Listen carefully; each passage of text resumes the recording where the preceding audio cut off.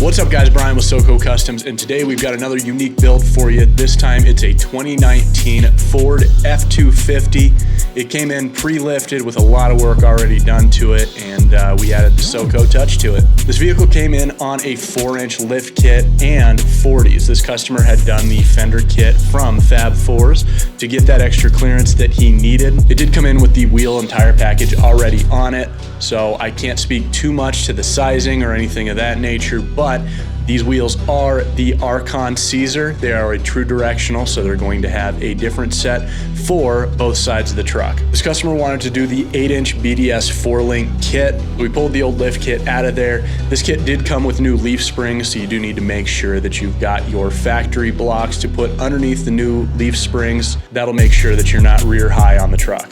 Up front, this 4-link kit replaces the radius arms. The benefit to a 4-link over radius arms is you get better articulation, and in getting better articulation, you're not going to be changing up the caster or any other real adjustments as you really get into the flex or anything like that. It's a lot more consistent all the way through the articulation of the suspension. We are a BDS authorized dealer, so if you do have any questions about this kit, make sure you reach out to us. We can be reached via email or phone.